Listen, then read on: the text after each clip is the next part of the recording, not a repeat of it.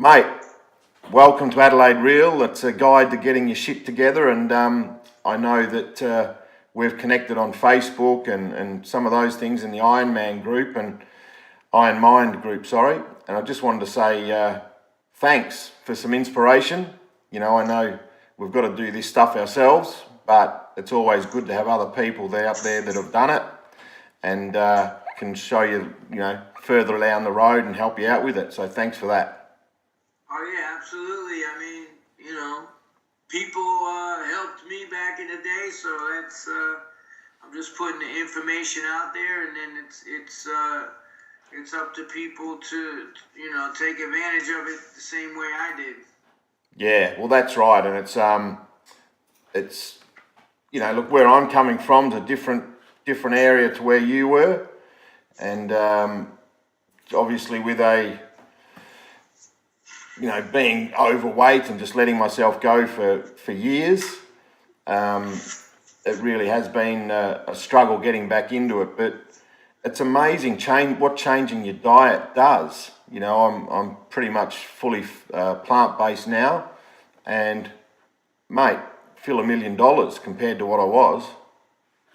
Oh yeah, it's you start feeling the benefits of it right away, pretty much. The inflammation, the energy, the clearer brain, everything. Yeah, it's incredible. It's just incredible. I've always eaten vegetables and all that, but heaps of bacon, heaps of being Australian. We eat lots of meat. All that sort of stuff. False masculinity thing going on over there. Just like it is in America, that meat's macho and all this bullshit. So yeah, a lot of barbecuing and all that sort of stuff. So I just wanted to, before we really get stuck into it, I just wanted to read something to you and just have a chat to you about sort of where this was coming from and, what your story is from there. So you'll know what I'm reading when I get stuck into it, but struggling in the streets, just trying to survive, searching for the truth is just keeping us alive. Got to break these shackles, got to break these chains. Said the only way we'll do it is if we use our brains. Said there's got to be some meaning of the purpose of life. I know there must be more than the struggle and strife, because I'm looking for the answers and I need a clue, because my mind's so disturbed now, what do I do?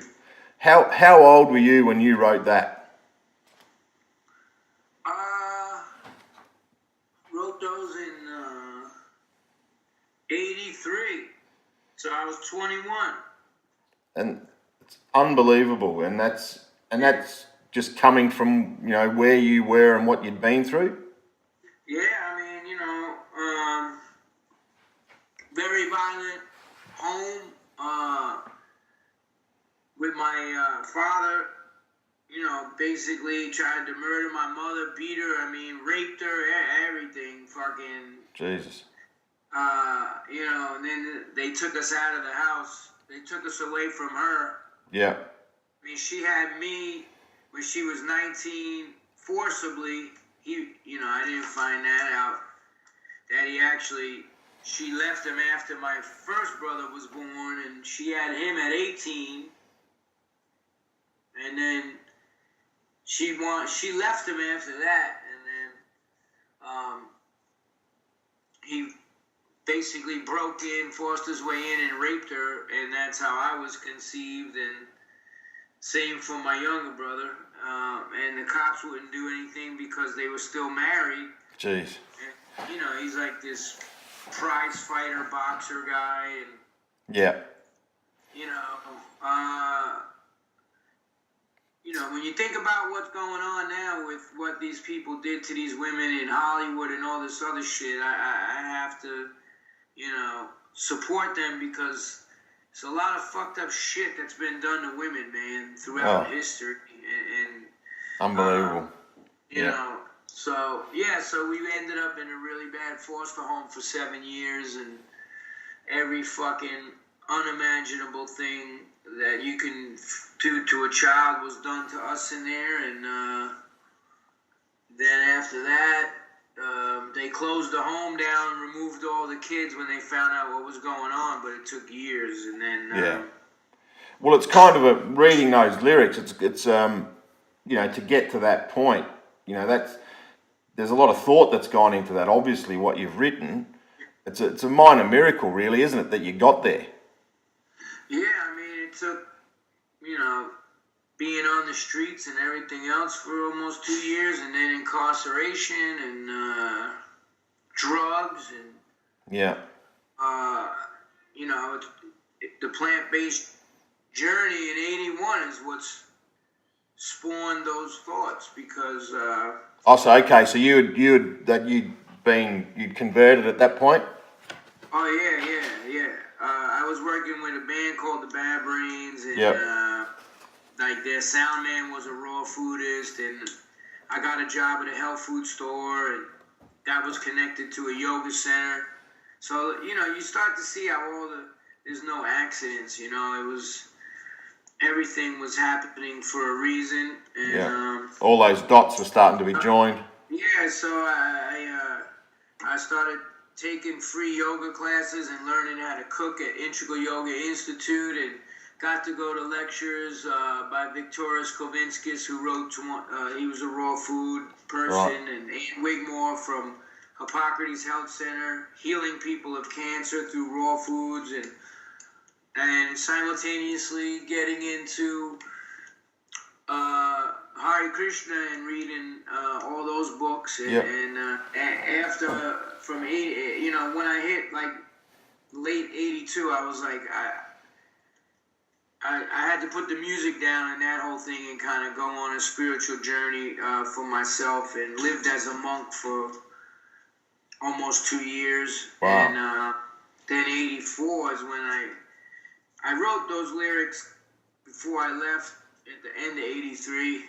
So then '84 came back, did the Cro-Mags again, and then we started working on that album. But it was a lot of soul searching to get to that point. Yeah, and look, and it's just, you can, it's every line there's meaning, isn't there? When you're going through that, and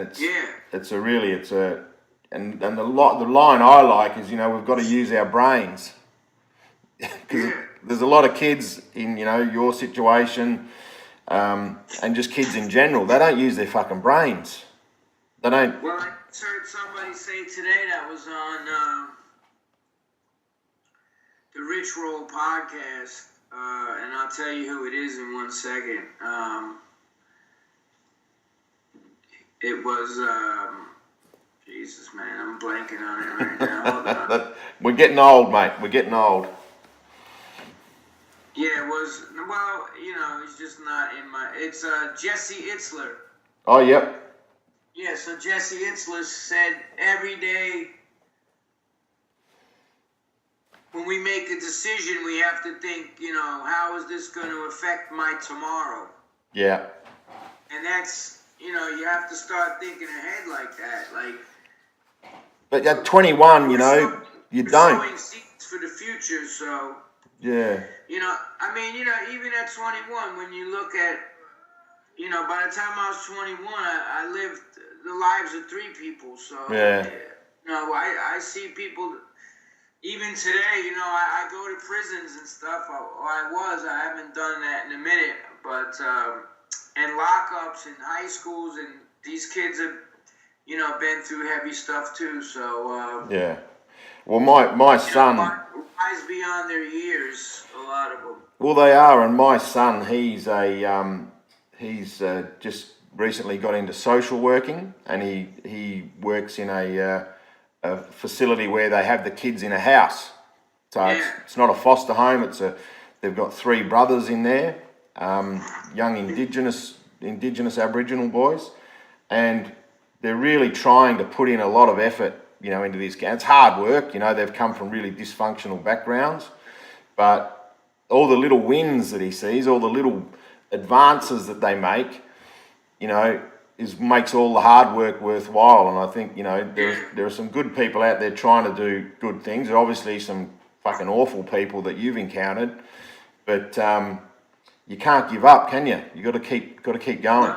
Keep pushing forward. On that note, I'm actually going to be filming a documentary with Kip Anderson, who did What the Health and Cowspiracy, and Yep. Paul de Gelder. Yep. Paul de Gelder was the Navy clearance diver from Australia. He's another good Aussie boy. Yeah, he's plant-based now and fights for conservation. So me and Paul came up with this idea to, help people who are the most at risk, Yep. ex-cons and all kinds of stuff, and put them through an intensive, program. And so yeah, we're going to be shooting, and it's exactly that, to help others, And that'll be right up your alley. That'll be you know how to talk the talk, walk the walk. Take no shit. Well, yeah, I mean, I just got off the phone with Kip. That's one of the calls I made, and I was like, "Yo, who's gonna narrate this thing?" And he's like, "You." And I was like, "Yeah, I mean, I definitely speak the language and got the voice for that because I've been there, done that, and that's why when I go speak at these places, the kids could relate. Then like I always say, I just finished this book on PMA, which is a lot of what I deal with: positive mental attitude, mindset, and I think the reason a lot of them can identify with me because most of them are black and Spanish or whatever, and I might be a white boy, but yep. I've been down that road, and like I said in my new book, I'm like, they're not gonna listen to somebody with a PhD in psychology. It's like they're gonna listen to the motherfucker that walked in their shoes. Yeah. And they've got amazing bullshit. They've got amazing bullshit detectors, haven't they? Yeah. Yeah.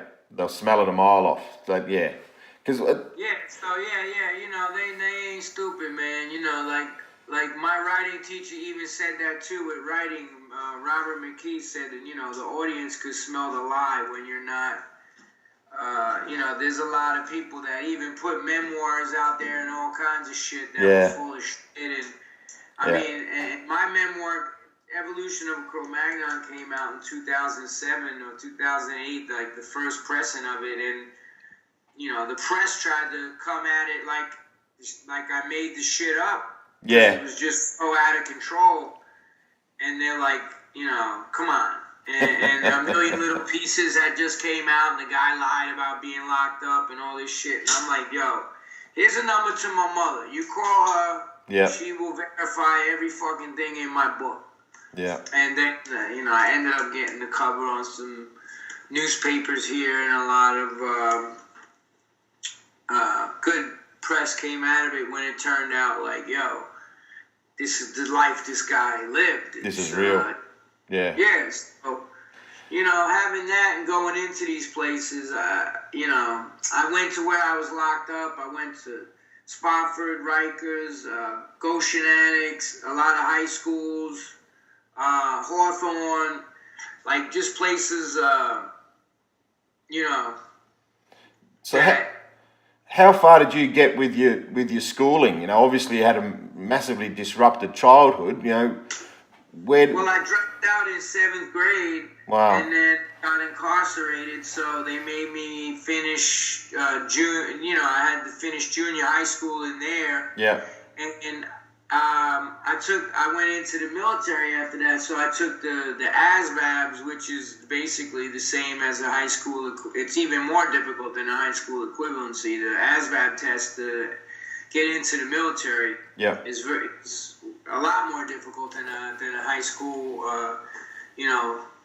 equivalency test or whatever. So I mean, and mostly what I've my education has come from, like I said, the University of the Streets and studying on my own and being.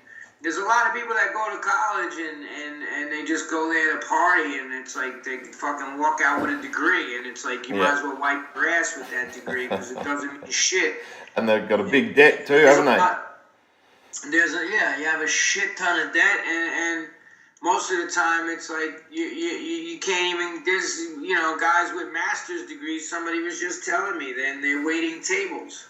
Yeah, no guarantees. that shit don't mean nothing. It's who got the street hustle and who could hustle and work hard and be dedicated. And I mean, I never want to work in an office anyway. I'm a writer and musician and well, creativity seems to have been your really, I know you talked about music was a great escape for you when you were a young guy, taking you out of the situation you're in for a little while. But that creative, that seems to be right in you, doesn't it? With the writing, with your music, just your whole life is really a creative pursuit. Yeah, well, that was my outlet, Yeah. Was the music and being creative. Even when the worst shit was happening in my life or whatever, I just always, music. Even from a young age, I knew music was going to be part of my life somehow. I didn't know how, but I just knew. Yeah. And it was the music that brought me to the plant-based diet because I was into punk rock, and then there was such revolutionary minds around that scene, not even, look at like Chrissy Hine and all those guys from London and everything else. And she's vegetarian, and okay. then Crass were all vegan and growing their own food, and so and then meeting the Bad Brains and stuff like that. It was. Well, you had some good teachers, didn't you? You had some good role models when you got to that point. Yeah. Absolutely, you know, but like people could, if you, like I said, if you don't take advantage of that knowledge, and it doesn't, you're actually in a worse place than someone who never got access to the knowledge. If you get access to the knowledge and then you don't apply it and you just look a gift horse in the mouth, as they say, then you're a bigger fool than the person. The person is just. They might be ignorant of the truth because no one ever taught them anything. And that's why I never get down on people and judge people like most of these fucking vegans that are so judgmental.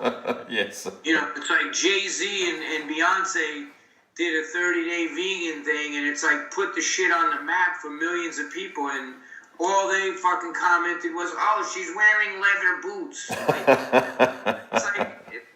I can't fucking deal with these people. They attacked me for the title of my book and everything else. And I'm just like, fuck you. I'll be doing this shit when you go back to eating hamburgers, and I've been doing it since probably before you were alive. So I don't, you have to take advantage of the information. And I speak to a certain demographic of society. Yep. That they would never reach with their friggin' vegan crap. No.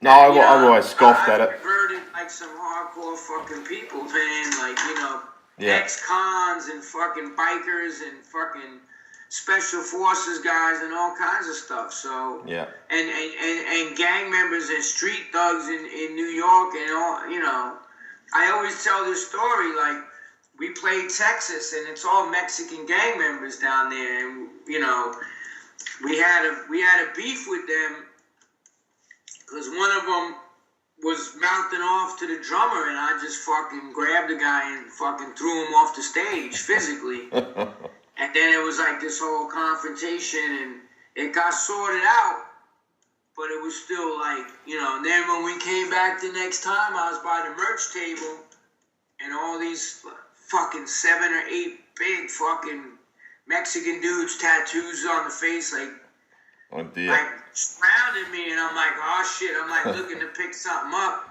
and then like they were like, they're like, hey man, I just wanted to say, man, thanks for all those videos and the book and everything. We all went vegan, man, and I was like, what? Like I went from like thinking they was gonna jump me, to like, saying like, yo, I'm vegan now. It was pretty funny, I bet. Oh, fucking hell. Yeah. But like, you just have to put it in that street vernacular with not have a stick up your ass, and that's kind of what I try to do is I take that knowledge and I filter it through my life and my experience and my dialect and vernacular and spit it back out.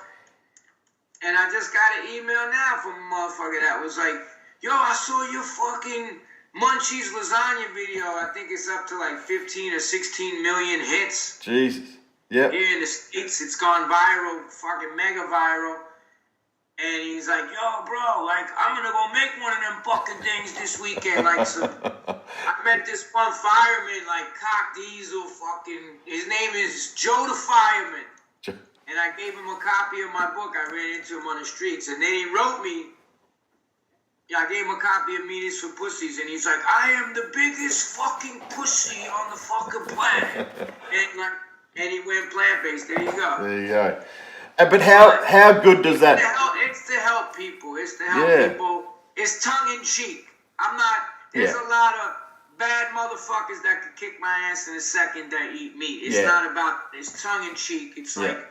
You know, and people look. So you've taking got the piss out of people, whatever. You know, that's have a sense of humor. You know what I'm saying? That's people don't have. You know, there's a lot of people that don't have that anymore, do they? That this the sense of humor, they don't get it when people are maybe. Everybody's offended. Everybody's offended by everything. It's just fucking. It's unbelievable. You can't say anything. You can't. You know, it's just like.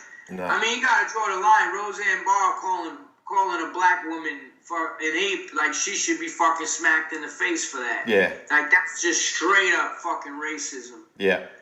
But like, you know, there's other, you know, like just everybody's feelings get hurt now. It's like we're, you know, and I listen to Rich Roll podcasts a lot, and it's like David Goggins was on there, and he's like, you know, everyone wants a 9th place trophy. It's like everyone's feelings hurt. Nobody wants to be told the fucking truth anymore.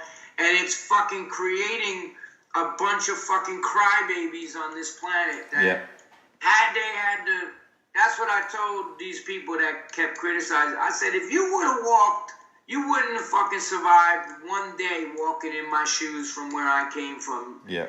You know, they're calling me like scumbag, low-life, misogynist, piece of shit and all this, like, because my book's Meat is for Pussies. And I'm like, you know, like, listen, you know, nobody could take criticism. Everybody has to fucking, you know, they want their little safety rooms on campuses, cry closets and all this shit. It's like, listen, I'm from the old school. You know what I say? Grow a fucking pair. Yeah. That's what I'm like, man up, pull your fucking pants up, man up. You know, the world ain't gonna fucking cow down to you with every little fucking thing you want. You better start understanding that now or you're gonna have a rough go at it. Yeah. The world's not gonna fucking kiss your ass like mommy and daddy did and fucking pamper you and give you every little fucking thing you want in this world and get your way all the time. And if someone says something you don't like, oh my God, it's like, you know, and that's what social media has done. Yeah. It's given these fucking crybabies a fucking platform and they just complain over everything. Yeah. It's like, where does it fucking stop? There's a lot of ills in society that are way worse than, you know, than the things that's happening to these young people now. And that's what we should be addressing. And so much of it is getting diverted to this crybaby fucking generation that's coming up that thinks the world owes them something and they don't have to work for nothing. And I put a video on YouTube and I'm going to be famous in fucking 2 weeks. And I'm going to have so many followers and I'm going to buy followers on Instagram. I call it the microwave society. Nobody wants to do the work. No. And they're not encouraged to. They're not encouraged to do the work with those 9th place. I did a podcast last night talking to a guy. You know, I'm an ex-Australian football player, which is in my day it was a really tough, hard game. On the front page of the newspaper this week, the coach of the local team was being criticised for staring at the players. You know, giving them the death stare. You know. Yeah, well, you know, hey. Guess what? It's ridiculous. Go to fucking jail and see what they do to you. Unbelievable. Yeah, unbelievable. Make a mistake and go to fucking jail. And listen, anything could happen to anybody. Yeah. I just heard about this story. This guy is in for no fault of his own, some crazy shit happened, and he's fucking in jail in Miami, and he's like, you know, and he's some, he's even a trainer and physically fit and all this shit, but he's been beat up 3 or 4 fucking times already. Yeah. You know, and it's like, you know, get put in a situation. You got to grow a backbone, man, and it's like that too. If you want to take up the plant-based, you know, think about the three phases of truth. What does it say? It's ridicule, it's violent opposition, and then acceptance, right? Yeah. And I talk about that in the book. I mean, do you know what motherfuckers was saying to me when I stopped eating meat in 81 and all this shit? Oh, I bet. Yeah. It's like if I let that shit get to me or any of that, I wouldn't be doing what I'm doing now. Yeah. You know? I'm turning 56. Fucking, I'm going on like 38 fucking years of being plant-based. And how did you, you know, jumping forward a little bit, how did you get into the Iron Man stuff? Like, that just seems, you know, from where you were, a world away. You know, when I wrote Evolution of a Cro-Magnon, all the shit that happened to me as a kid, it was like fucking, that was part of my therapy. You know, and I'm a drug addict that's in recovery. You know, I have addiction issues. I knew all that. So I'm like, how do I constantly challenge myself? How do I constantly beat my mind with a stick every day? What's the best way to, you know, to put that challenge there? Yep. And for me, you know, taking up Iron Man, and I mean, from the first time I saw the Iron Man in 1981 on Wide World of Sports, I was like, I'm going to do that fucking race one day, you know, and just something clicked. I got the opportunity in 2012, 2012 to do the New York City Iron Man. Yep. And I met this guy, Orion Mims, African-American, fucking bad motherfucker boxer, grew up fucking hard life, same shit, and fucking he's a badass Iron Man dude, and he coached me, and you know, and I was like, I'm gonna fucking get it done, man, and you know, and it's just a way to. Some people go to meetings, they go to Narcotics Anonymous and Alcoholics Anonymous and all that, and more power to them. But this is my path. This is how I stay sober. This is how I stay focused. It helps me stay fit. Yeah. I'm in the gym every day. I'm training. There has to be, you know, I've been a very physical person most of my life, so I have to channel that energy. You know, when I was on the street, running the streets, I was fighting all the time. When I got locked up, I was fighting all the time. When I got out in the Navy, I was fighting all the time. You know, the streets of New York, coming back to Alphabet City, fighting all the time. Yeah. And it's not to say shit can't jump off in a minute, but I try to focus that physical energy where I have to, you know, push into Iron Man and going to the gym and you know, and the other activities that I do, which is writing and whatnot, but there needs to be that physical aspect of conquering the mental state, and that's why it was called Iron Mind, the thing we just did. Yeah. Well, because it's like, that's what it takes. Yeah. And I said that in my book, you got to beat your mind with a stick every single day, man. Every single day you wake up. The mind is, you know, like it says in the Bhagavad Gita, could be your best of friends or your worst enemy. You know, it's a tool, and if you don't control that tool, just like a knife, you can make a nice vegan meal for people, or you can cut someone's throat and go to prison and ruin your life for the rest of your life, and ruin your family's life and their family's life. So you have to utilize the tool properly. Well, I love it when you talk about in the book, you know, the stop and think mechanism. You know, I think that sums that up, doesn't it? You know, you don't just have to act. You can stop, think about it, think what they're trying to sell you, think what they're trying to tell you, whatever. And, you know, some critical thinking. They want you to think. They want you to act impulsively and let your senses drag you to hell. Yeah. But if you know yoga, it says that above the 5 senses is the mind. Above the mind is the intellect, right? And then the self is beyond the intellect, the soul, whatever. Yeah. So it's like most people are just controlled by their senses. They see a burger and it's like, I want to fucking eat that. Yeah, There's impulsive. There's no mind. They just act on impulse. Yeah. You know, but that's what animals do. You know, animals fucking, you know, eat, sleep, mate, and defend. That's the job of an animal. There's no higher consciousness. There's no nothing. They just live off primal instincts. And human beings have intellect to figure things out. And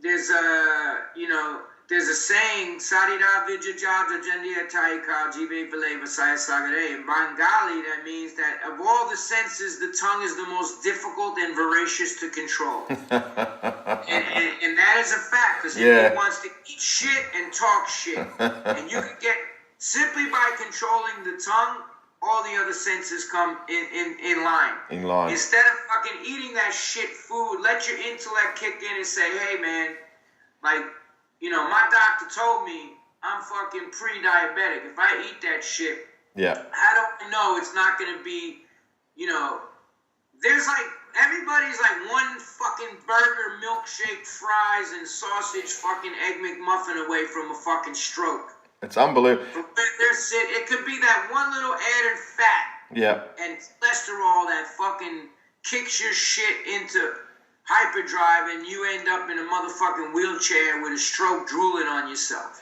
Well, mate, so you have to, you know. That was, you know, that's been, you know, from being a sportsman, I used my knees as an excuse not to do anything, and just fucking let myself down for years. So that's why I've made the change, and that's why I'm doing what I'm doing, and it's I had to stop and think rather than just, oh, my knees hurt, so I'm not going to do anything.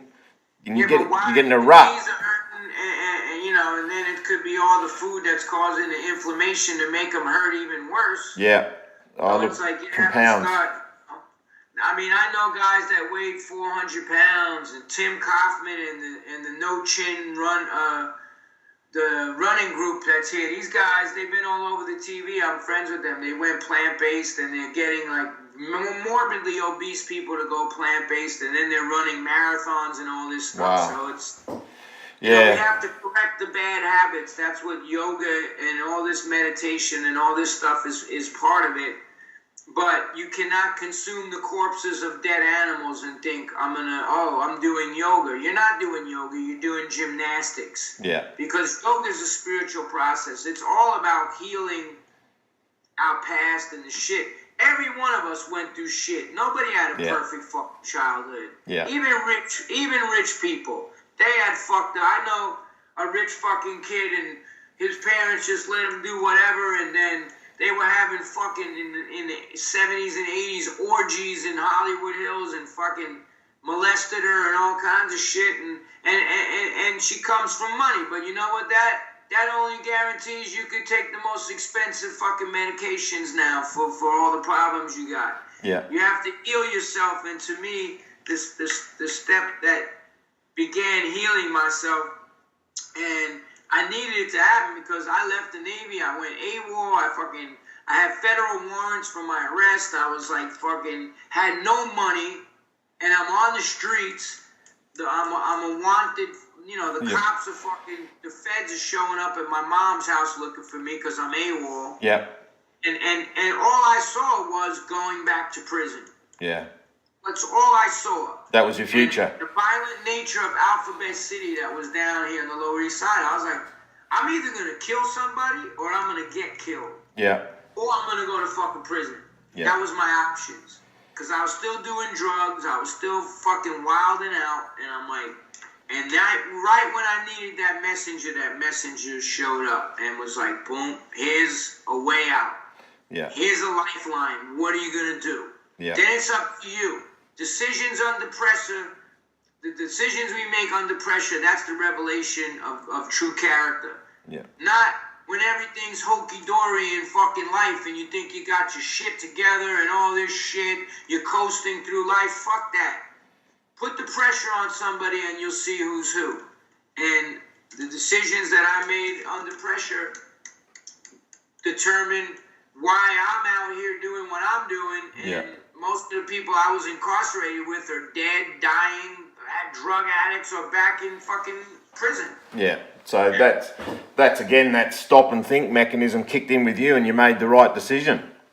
Yeah, but I mean, and it's been a battle. I mean, I did a 2-year fucking pill and crack cocaine addiction in '88 because it was always shit.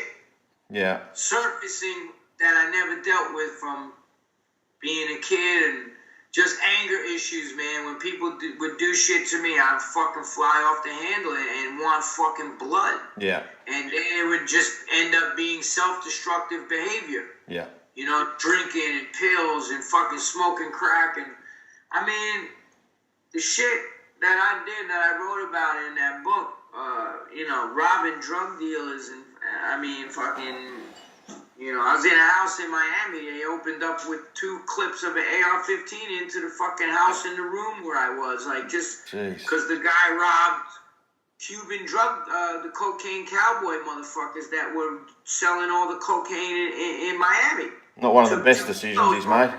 No. I mean, just insane shit. It's like, I shouldn't be here, but I am, and it's for a reason, and I don't take that for granted. Every day I wake up, I touch my head to the mattress or the floor and say my mantras, and thank God I'm still here and have another chance to, you know, go at it and mainly help other people too. Well, look, and you know, I know. Thank you so much for your time. We're going on a bit, but the Iron Mind series, and I know there's I think a movie coming out later in the year about the process, but that would have, I think, exposed you. It exposed you to someone like me. I wasn't into the punk music when I was a young kid. The closest I got to that was probably AC/DC, a great Australian band. But I saw it in '76. Open up for Black Sabbath and Ted Nugent. How good were they? Amazing. They blew Ted Nugent away. I can't say they blew Sabbath away, but they were great. Lady Bon Scott, he was an absolute legend. Absolute legend. Yeah, we went over to over in Perth to the grave site and all that. Yeah. Well, Malcolm just died too last year. Yeah, that sucks. Yeah. Now, how the Iron Mind series, you know, that's exposed you to another whole new group of people.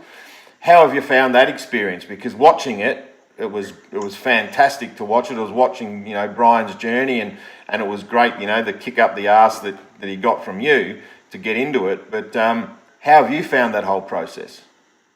You know, I mean, the reason I signed on to do it in the first place was, because I knew that it would help other people, and that's really what's happened. The whole Iron Mind Facebook group and everything else, and people were inspired by what Brian was doing and facing his demons and everything else, and that's what life's about. Yeah. You know, that's why from that first meeting I had with him when I did, he didn't even know who the fuck I was when I did. I mean, he deals with like A-list people, and his producer was vegan. She was like, "You got to get this motherfucker on your show." Seriously.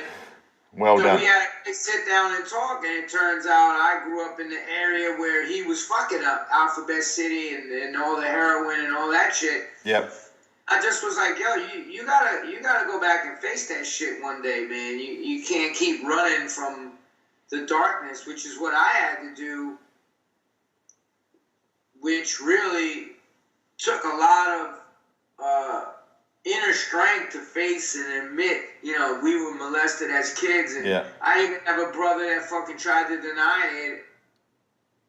So it took a lot of shit even to put it in the book. So it's all about, if we don't face, and I said that, it's like scar tissue that doesn't heal properly. It's always going to rip open again. A bone that doesn't get set properly. You have to re-break the bone and set it.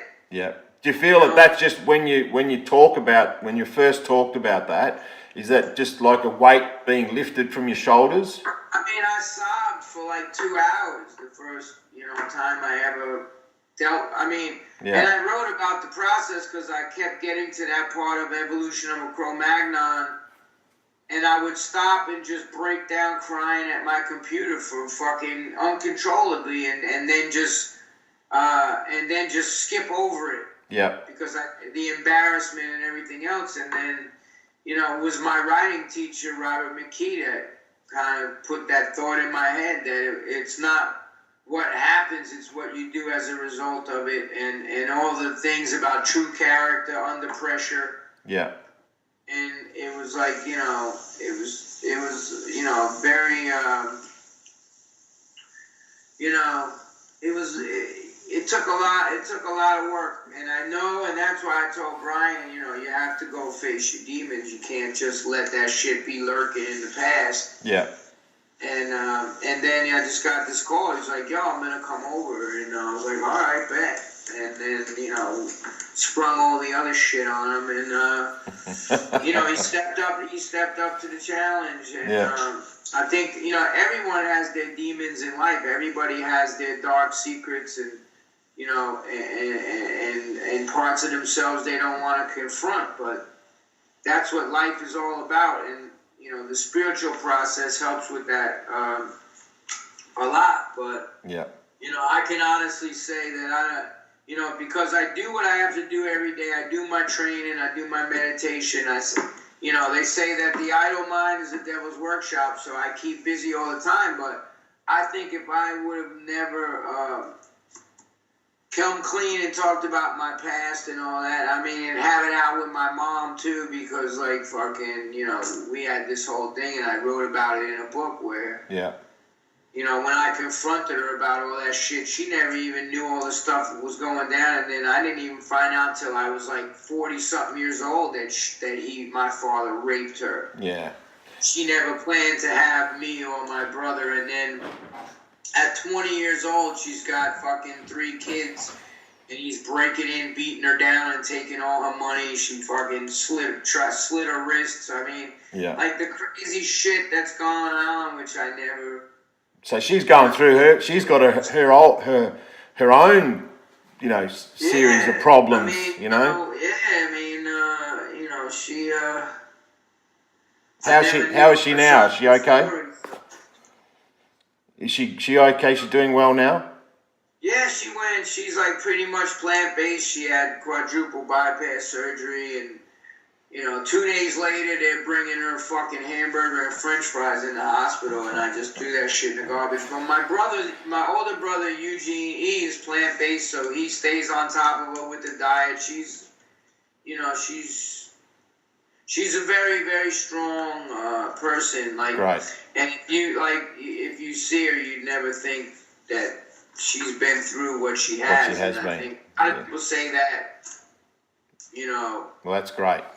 I went to go do some radio show, I don't know, last year or something, when that Blood Clot album came out, and the motherfucker read my book. He's like, man, you are nothing what I expected, like, you would look like had you gone through all that shit. And I was like, that's from the healing process, which most of that shit comes from that plant-based organic diet. Just, it can heal anything, you know, any fucking disease. Yeah. Could be, you know, it's like, you know, the plants are there, man. It's you know, it's up to us to take advantage of it, and to me that was a big part of the healing process.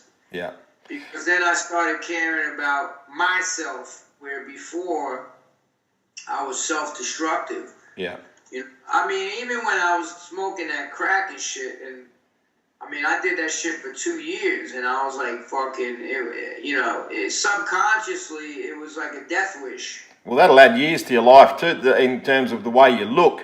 You know, there's yeah, not. But you know, that's the other thing. I maintained a plant-based diet, even fucking doing that shit. Like, I would wake up after 3 days of crack and have to take a bunch of pills to go to sleep, and go drink fucking 5 ounces, 6 ounces of wheatgrass juice, and fucking, you know, that whole shit. I mean, with the amount of poisons I was putting in my body, you know, I mean, that was kind of counterbalancing. Yeah. Talking about opposites. Yeah. And look, just really quickly, if someone, you know, is looking to adopt the plant-based diet, and I know one of your great mates, Rich Roll, he's a magnificent advocate for it as well, and I guess he talks to a different bunch of people as well. You know, you're reaching different groups. But if someone wanted to, you know, look at this as a lifestyle change, I know you talk about it in your book, and Meters for Pussies, I recommend it to anyone. Go out there and get it. It's amazing. But, you know, I've dived straight in. I went straight into it, cut out meat, dairy, the whole works. But I know that some people that could be a real struggle for. What would you recommend if they were looking to make that change? I mean, the best way is to do what you did. Like, for instance, with me, 1980, I went to Jamaica in the Navy. I'll tell you a quick little story and show you how it worked for me. And I met Rastas in Jamaica, in Montego Bay, and they were eating ital, which is, you know, fucking greens and seaweed and beans and fucking, you know, no oil. And I tasted it, and I was like, this is fucking disgusting. And then a few months later, I went, you know, like the beginning of 81, I went to Angelica Kitchen, which serves basically the same food in New York. Right. And HR took me there, and I was like, this is fucking disgusting. And I left and fucking went and ate a hamburger.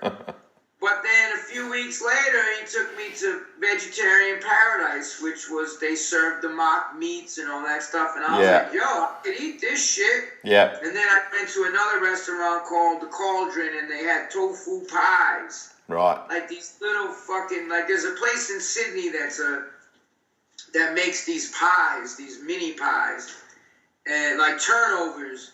Yeah. That's how I started. And then, you know, so I would say, listen, man, if you can't go hardcore full bore, I have no problem with, like in America, everyone's eating the Beyond Meat burgers. Yeah. They can taste like hamburgers or mock chicken.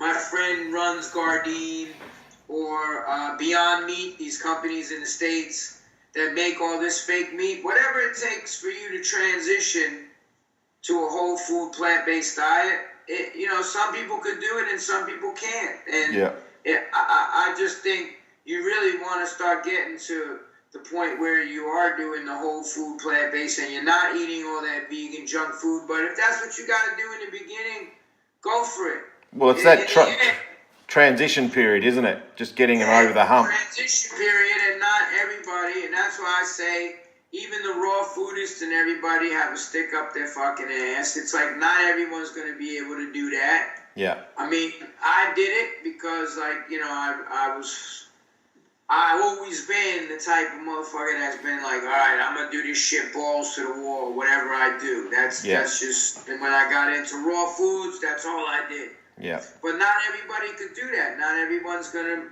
you know, so if you want to go eat a vegan hot dog, go for it. If you want to have vegan ice cream, go for it. But, you know, I say go on forksOverKnives.com and look at some of their meal plans so you can simultaneously start implementing a more whole food, plant-based approach to what you're eating. Rich Roll has a ton of books if you go on richroll.com. Yeah. Wife's an amazing cook. Brendan Brazier, the Thrive Diet, he was one of the original guys, you know, doing this. And even you've got some videos that you got some great videos on YouTube too. But see, my shit is I use a little coconut oil and all this shit. I'm making food for hardcore meat eaters to be like, yo, I just did deep dish pizza that's coming out, and it's like any motherfucker would eat that and be like, yo, this is dope. Like, be happy with it. Trying to get people to transition away from the shit they're eating and have a good time with it, crack some jokes, make it fun. Yeah. You know, listen, life, you know, you shouldn't like live to eat, you should eat to live. So that's part of it, but you could also eat to die. And there's a lot of that going on in the States and in Mexico and in Australia. Yeah. And the thing is, you know, a lot of this is so cheap. They bloody get them because it's so cheap. Yeah, well, it's cheap.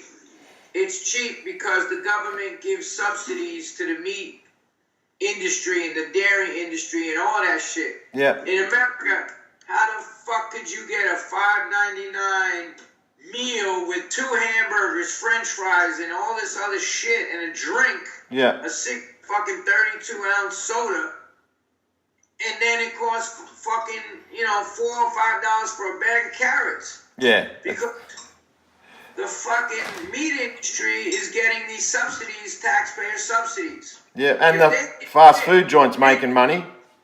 Yeah, if they didn't get that, a hamburger would be fucking $15. Yeah. At McDonald's. Yeah.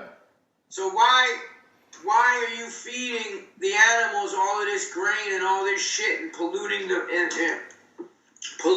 environment and doing all this damage and the medical? The guys that did Forks Over Knives, they did this other movie about how they went to this town and put like a controlled group on a plant-based diet and reversed all their disease and all this shit, like hundreds of people. Yeah. And then they tried to get the legislature to get funding to do it on a bigger scale. And they wouldn't do it. And it got voted down because the constituents that are in politics are taking that money from the lobbyists. Yeah. The lobbyists have got so much power. They're getting money and they voted against it. So that just shows you right there. This is the way to heal people, to reduce the medical costs of the country by billions and billions of fucking dollars. But the meat has control over it and the pharmaceutical has control over it. And they don't want medicine to change. They don't want medicine to become preventive. No. This is preventive medicine. This is how do we get rid of the disease, not how do we treat the symptoms with a bunch of pills that's then going to cause side effects and give you more diseases. Yeah. This is the current, the average doctor in America gets 2 hours of nutritional counseling. That's it. Yeah. They don't know shit. You talk to them, ask a motherfucking doctor what he ate all week. But then you have your doctors like Campbell, Esselstyn, Dr. Robert Osfeld in the States, Dr. Garth Davis, all these plant-based doctors that are kicking ass, Dr. Joel Kahn, that are getting people on, Robert Osfeld, Dr. Osfeld's the head of cardiology wellness at Montefiore in the Bronx. He's a Harvard grad, and he's helped thousands of people. These people, mostly black and Spanish, they couldn't even walk up a flight of stairs. All they eat is deep fried pork chops and fucking junk food.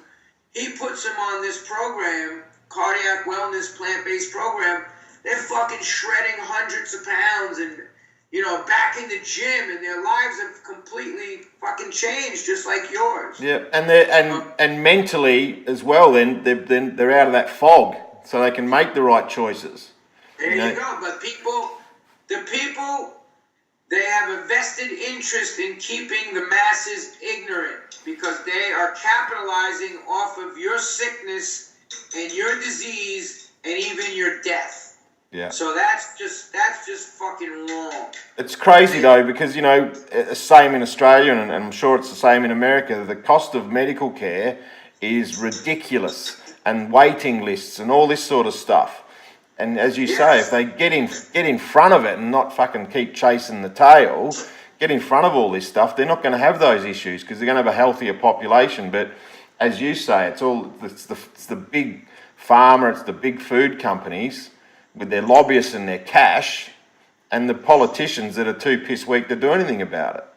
Well, that's why this is a grassroots movement, even still to this day. But now it's coming to the mainstream because you would never be hearing the shit that's coming out now when I started doing this, all these doctors being on board and I knew just from reading the books and everything and applying the science to my own life, like, this shit works, man. Yeah. Well, when you started, people would have said, well, what's a vegan? Now, now it's a... It wasn't even vegan. That word didn't even fucking exist yet. Or plant-based. I just said vegetarian. Vegetarian. And then raw foodist. That's the term that was used. There wasn't none of this fucking vegan or fucking any of this shit to label people. I was like, I just don't fucking eat meat. Just don't eat meat. I don't drink milk. I don't eat any of this other shit. Fucking eggs and, all this bullshit that people are consuming. Yeah. It's like Jesse Itzler said, man, every day you have to think, what I'm doing today, how is it going to affect my tomorrow? Yeah. Yeah. And that's, if you're stuffing shit in your fucking pie hole, you're going to pay for it. So when people start telling me that, oh, it's so fucking expensive, first of all, there's a website, Plant-Based on a Budget. Go on there. Fucking see how to make your meals, the cheap way. But either way, you're going to pay because, life is about the quality of your life, And if you're always sick and you're having to go to doctors and get these procedures and then you're in the hospital and you're shelling out all this money for medication and this and that and taking time off from work, you're going to pay. And you're going to pay way more than you are going to pay if you just adopt a plant-based diet and do away with all the bullshit. Do you really need that fucking pack of cigarettes? Do you really need to go have that fucking 3 pints of fucking Guinness every fucking day after work? Do you need that video game? Do you need all this superfluous bullshit that they're constantly fucking blasting into your brain cells, telling that you need this consumerism society? Yeah. They're telling you gotta have all this shit. You don't need all this shit. You need your health. Without that, you're not enjoying any of that other bullshit they're trying to sell you. Yeah. You're not going to go on vacation and have a good time. I see it. Me and my girl go on vacation in Jamaica. We're fucking running fucking 10 miles, going to the gym, biking. I'm fucking swimming 3 miles in the ocean. Yeah. And these motherfuckers from all over the world, they're waddling up to the all-you-can-eat buffet and fucking like... And the highlight of their trip was the buffet. Yeah, it's like, and they can't even fucking move. And then you just see them, they're like beached fucking whales laying there fucking baking in the sun. Yeah. And they're looking at us like we're crazy. That's like, right. No, I came down here to further detox and eat raw foods and get the Rastaman vibes. Yeah. And fucking, you came down here. I got healthier on my vacation. Yeah. You got sicker. You got sicker. And you get a fucking wheelchair. Yeah, wheelchair. When we go on tour, it's like everyone's like sex, drugs, and rock and roll. That's a bunch of fucking bullshit. That's fantasy land. Nobody's doing that shit for decades on end. No. Unless, you're the Rolling Stones and look at them now. They look like fucking goddamn mummies and shit because they've had so many blood transfusions and fucking every fucking thing else they got going on. I mean, I'll show you a raw foods person that's same age as fucking Mick Jagger and the rest of them, and they can fucking run circles around them. I see guys their age doing Ironman. Yeah. And Unbelievable. 14 hours and shit. So you have to invest. That's the number one rule. You have to invest in your health. Yeah. Your physical health, your mental health, your spiritual health. It's all in line with each other. Yeah, absolutely. Well, on that note, mate, I'll let you go, and because I know it's getting later over there now, but can we expect to see you in Australia anytime soon? Well, I did the Ironman there, I think it was, last year in Cairns. I mean, we'll see what happens. I mean, Because you toured here, didn't you? Did you do the Big Day Out tour a while back? No, I did the Soundwave. Soundwave. Then we came over years ago, like just on our own doing club dates and, and all that stuff. But we didn't go, we went over to Perth with the Soundwave tour, but that thing's done now. So, yeah. I mean, I don't know. We'll see what happens. I like the Aussies. I got a lot of Aussie friends here in the States. They're fucking good people, man. Yeah. I always say, look, they put y'all motherfuckers over there to try to punish you, and you turn it into a tropical paradise. Don't fuck with the Aussies. They ain't no joke. We've done all right. Well, you're going to do well with Paul de Gelder on that new TV show. He'll. It's a film, actually. A film, and when would that be out? Next year? Yeah, we'll see what happens. I mean, we're shooting this summer, and then the whole editing process, and it takes so long. Yeah. But keep your eye out for the new book is coming out on PMA and Positive Mindset, and I'm on Instagram and Twitter and all that shit, posting up. And they just just search you via your name on those on Facebook, Twitter, Instagram. Well, Facebook, I'm on there as John Joesph. Yeah. Right. And then Instagram, it's John Joesph Cromag. Twitter, it's JJ Cromag. All right. And, you know, I like hearing inspirational stories. People hit me up all the time, like, you know. Yeah, and I thank like you. I said, I'm just a mailman. I'm just fucking delivering the mail. I didn't fucking open it up and change it. I might have added a few more curse words and shit, but I just take the information and put it out there, and then it's up, like what you did.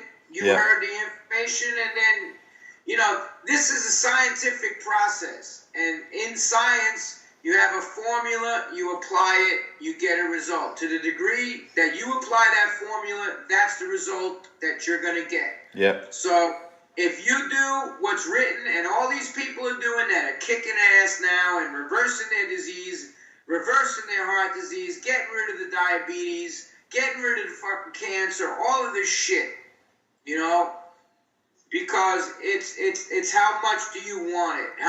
It's based on desire. How much do you want to thrive in life? Absolutely. Because, and when I hit my goal, I'm gonna jump on a plane and I'll track you down. I'll buy you a nice vegan meal. So thank you. We're gonna do a speedo swim You Aussies can swim like a motherfucker, man. Yeah, I like swimming. Aussies are fucking top-notch swimmers, man. You guys. They throw you in a pool when you're about 6 months old, and you got to get out. It's awesome, and there might even be a salty in there. Yeah, we got some big fish around where we are in South Australia. All the great whites. You in Australia, spiders, this, that, a fucking ant, like. I give hey, hats off to the Aussies. I love you guys, man.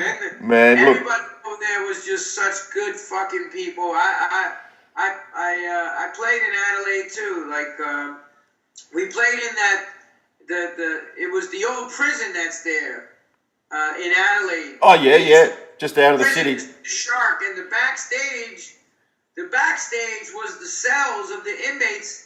And they had this big beam with notches of all the people that they hung from. They hung there. Fuck. Yeah. Adelaide's cool. It's hot as hell. Yeah, very hot. Very hot. All right, mate. Well, thank you so much. All right, you're a fucking all right guy. Yeah. Good man. All right, mate. You have a good night, and all the best, Paul. You too. I'll check in with you on Facebook from time to time, and thank you so much for the comments and support. My pleasure, bro, and congratulations to the positive changes, and I hope that the message gets out there and more people like yourself in Australia are gonna fucking take this shit to heart and kick ass, man. Yeah. Well, I had one guy hit me up yesterday, and on my Facebook, saying he went and did his first workout because he's been watching my videos. So, if nothing else, if I get myself right, just one guy's got out there and started doing something. So it's really good. To the premiere of Fat, Sick, and Nearly Dead. That guy was fucking Aussie too, right? Yeah, Joe. Yeah, he's cool as hell, man. Like, you know. He's so, doing like, it. yo, you see what he was able to do? Oh, amazing. Amazing. You know, reversing diseases that could actually kill you. I know one guy, his name is, and if you Google this guy, his name is Matthew Grace. Yep. And a lot of people are getting MS because it's a neurological disease from all the pesticides and all the fucking, you know, the aluminum in the water, the pesticides, the fucking fluoride in the water. These are neurotoxins that are going to affect you. So he contracted MS. He was in a wheelchair, probably 6'4" guy, maybe 120 pounds on his death's door. Shit. And he found out about a whole food, plant-based, raw diet, went on that, started healing himself. He's fucking 230 pounds now. And fucking a boxer and helps people. Brilliant. He helped my friend with MS. My friend almost died.